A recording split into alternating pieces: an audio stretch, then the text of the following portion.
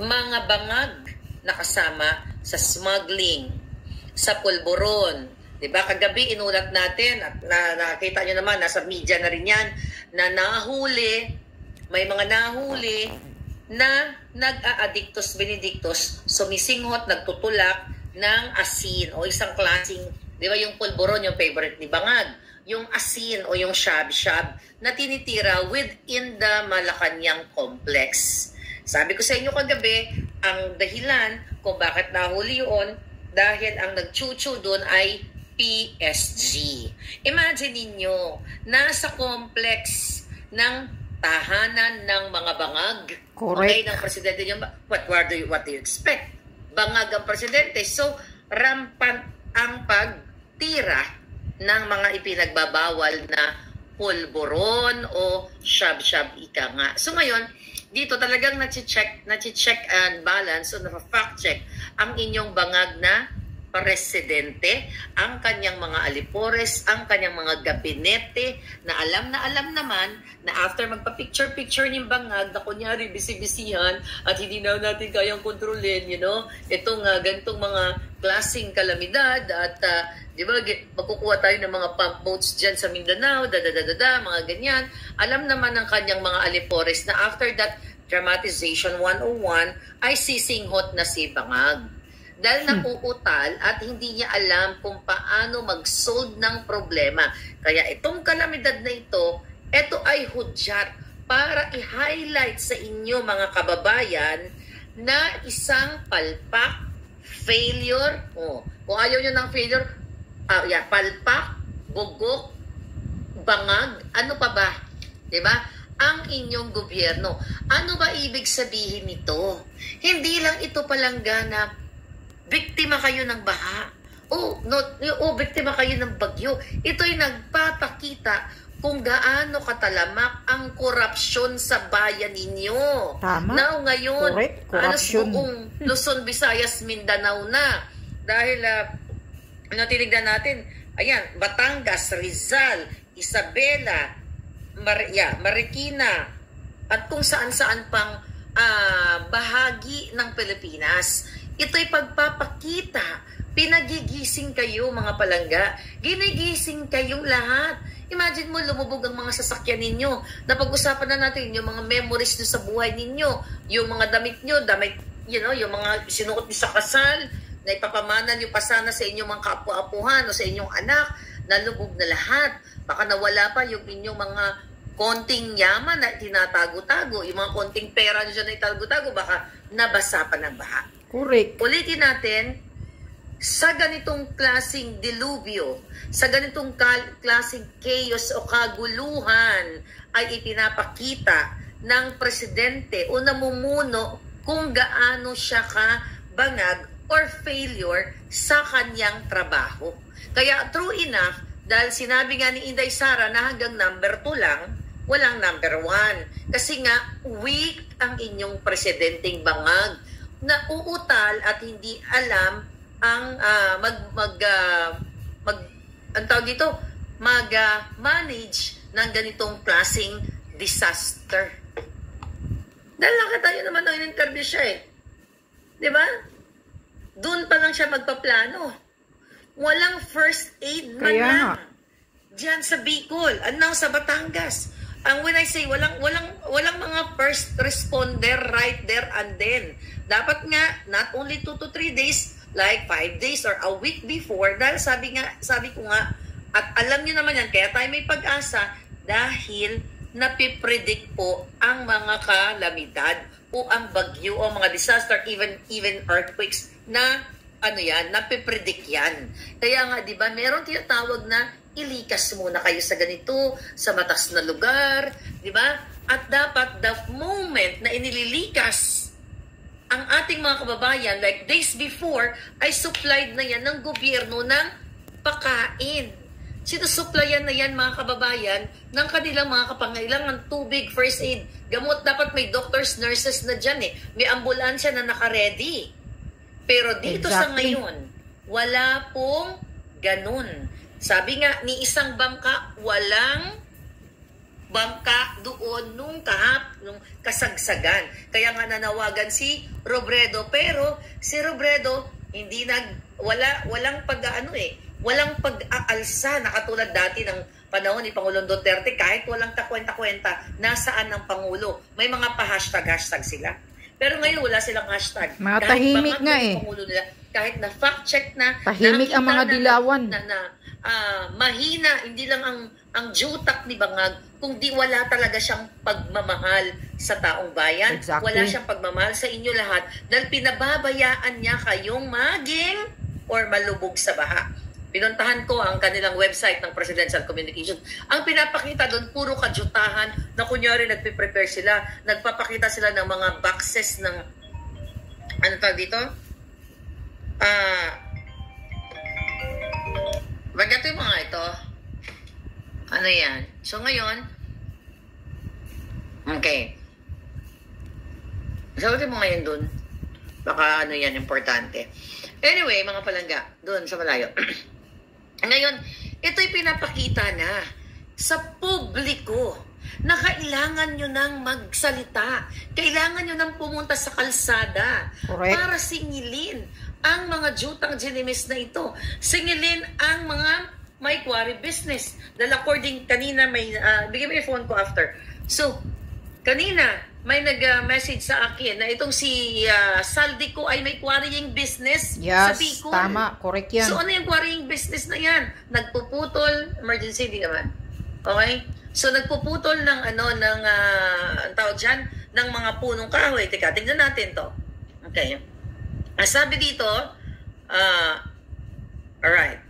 Sabi pa ka sa akin, Miss Maharlika, I confirm, meron pong quarry business si Saldico.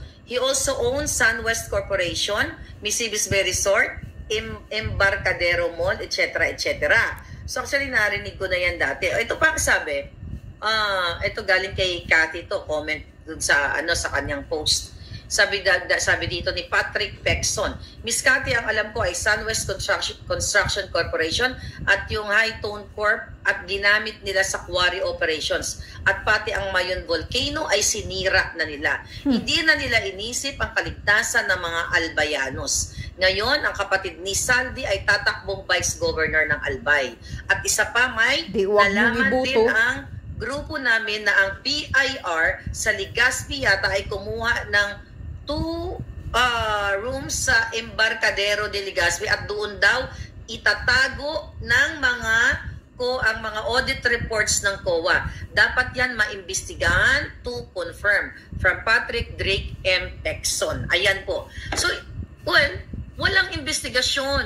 Dahil nasabi nga ni Inday, ang budget, ang may hawak lang yung jutang ginimis na Tambalusdos at ang kanyang sidekick na si Saldico. At now ngayon, ang Albay ay lubog kayo ngayon. So may quarrying business. So dapat tama yung mga nagko-comment na iimbestigahan ito. Inubos na siguro ang kahoy dyan, kaya kayo binabaha.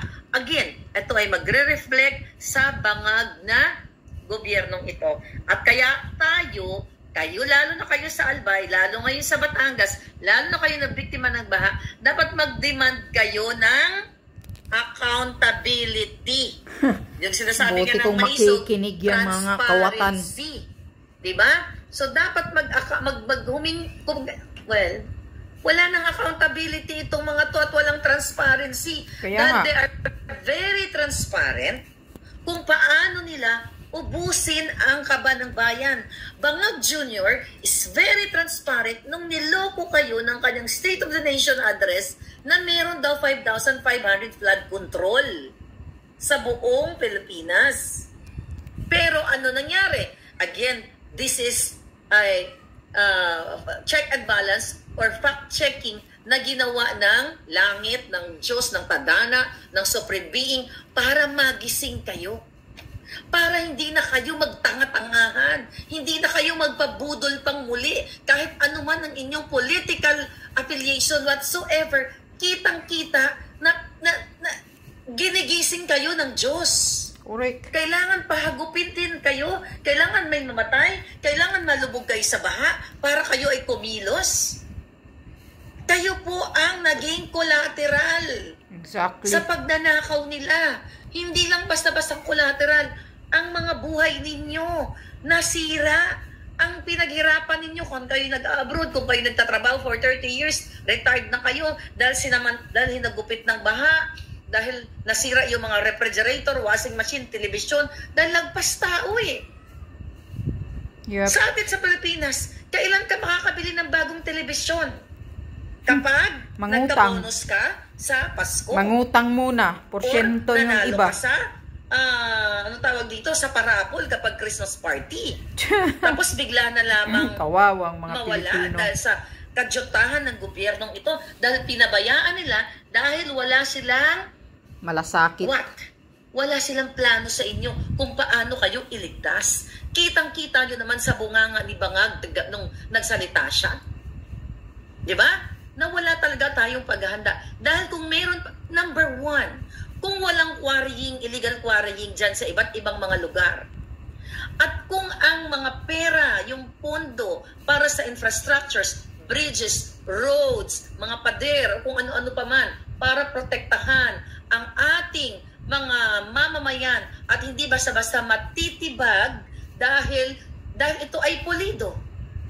Ang pagkagawa, sabi ko kagabi, I think sinabi ko, instead na semento yung pangpa-band, yun know, pagdikit dyan sa mga infrastruktura na yan, baka gaw-gaw o arena ang pinagdikit nila para itayo yung mga building na yan, kung meron man, o yung mga kalsada. Kaya itong itong trahedya na inyong nararanasan ngayon, mga kababayan, ito ay signal na sa inyo, signos na kung paano kayo sumigaw Substandard ang mga gamit, ang kaya pera ganun. ninyong taxpayers, kung paano nyo isabuhay ang tunay na pagmamahal, hindi lang sa bayan, kundi sa inyong pamilya.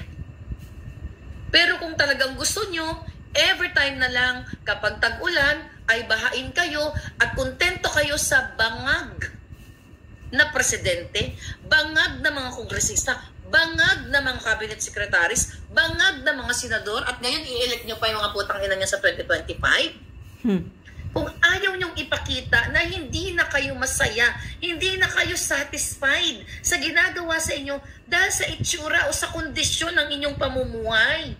Imagine niyo ang mga, may nakita ako, yung tatay, bibit yung baby, nasa taas na sila ng bubong. Sabi ko nga, kung matino ang presidente ninyo, hindi nyo ito nararanasan. Hindi pa ba harap-harapan? Kahirapan. Di ba? Hindi tamang pagtingin ng gobyerno sa inyo. Dahil kapag sila, again, magpa-party, magpapalamon dyan sa Malacanang o sa iba't mga 5-star hotel, di ba? Gamit ang pera ninyo. Samantalang kayo, na sana protektahan lang kayo sa simpleng dito sa mga kalabilidad na to na hindi man na kahit na hindi kayo nabibigyan ng tama, pero actually hindi kahit na hindi talaga kayo nabibigyan ng tama dahil yung mga pinaghirapan yung mga gamit, yung mga nag-domestic helper na baka nandiyan na kayo sa Pilipinas ngayon, di ba, ilang taon kayo nagpakaalila sa ibang bayan para makabili lang ng mga appliances na yan, na mga kung ano-anong mga kagamitan sa bahay, o inutang nyo pa yung iba, bigla na lang na-wash out. Kaya yung mga nga, kalabaw ninyo, yung mga manok ninyo, yung mga baboy ninyo, inutang lahat. Na. Yung kabuhayan ninyo, sinira ng putang inang bangag na gobyernong ito. Then, ano gagawin nyo? Dito sa gobyerno na gusto lahat kayo patahimikin, na ino-oppress kayo, na ayaw nilang magsalita kayo. 'Di ba? Kinakausap ang mga barangay tanod o barangay kapitan na huwag pasamahin. May nakarating sa akin ng mga balita na yung ibang mga barangay kapitan, tinitignan yung mga barangay, baka pumunta yung mga tao niya sa, let's say, Maisog rally or any kind of rally o pag-voice out dyan sa EDSA. Inuutusan ng gobyernong bangag na, kapitan, ito, pera ha, tabantayan mo yung mga tao na yan. Baka pumunta dun sa pag-aalsa or pagtitipon. Ganyan-ganyan. So yan ang pinaglingid sa inyong kahalaman, yung pera na supposedly ilalagay sa mga proyekto na hindi kayo bahain, napupunta sa mga tiwaling barangay captain o sa mga tiwaling politiko na pinapabantayan kayo dyan sa inyong barangay na wag daw kayo sumama kapag mayroong ganitong klaseng pagtitipon, pag-aalsa o pag-voice out o pag-speak up. Diba? Ngayon mga palangga, kaya sabi ko, kailangan pa bang marami pang bagyo para gumising kayo? Yeah. Ramdam nyo naman, hirap-hirap na Marami kayo. ang duwag ngayon eh. Yung Diba? iba nagtapang-tapangan, duwag naman. Paulit-ulit na lang ba natin sabihin na may krisis tayo sa pamumuhay ninyo?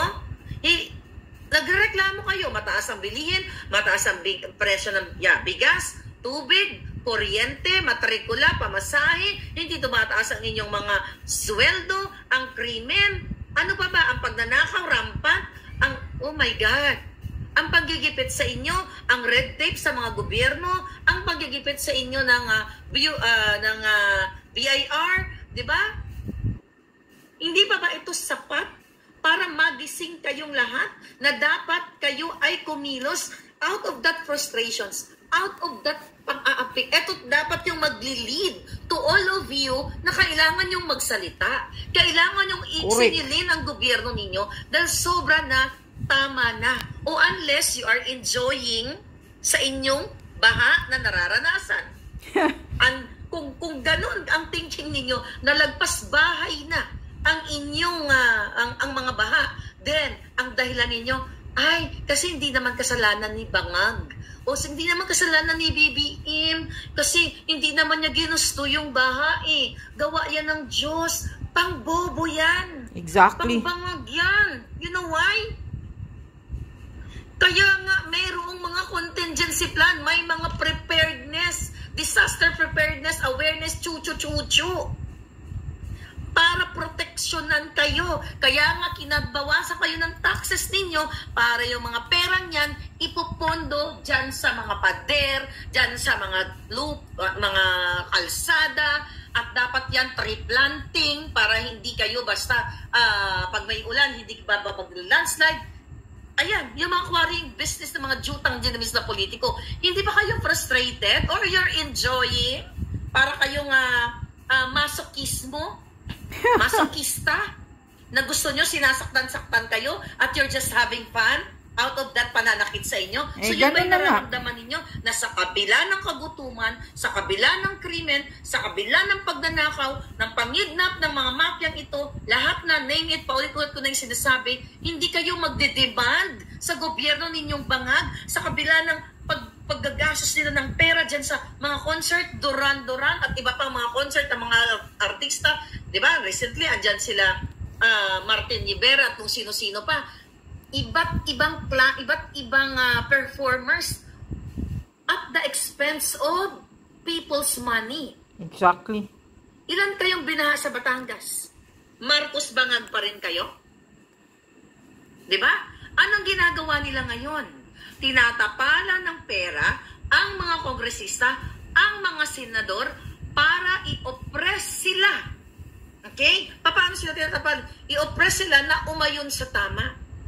Dahil ang mga kongresista dyan, yung iba daw dyan, according to my source, sa Yanggons, hindi sang-ayon sa ginagawa ni Tambaluslos, ni Bangag, ni Lisa Tanas, na tirahin si Duterte at si Sara. Kaya lang, I don't know how true. Mga bayad, sabi ni Pulong. Pero, you know, para sa akin, hindi, kaya daw tumitira kay Sara kasi hindi siya bibigyan ng budget ni Tambaluslos. Or babawasan, kaya sumusunod siya na parang asong ulol na tirahin si Sara.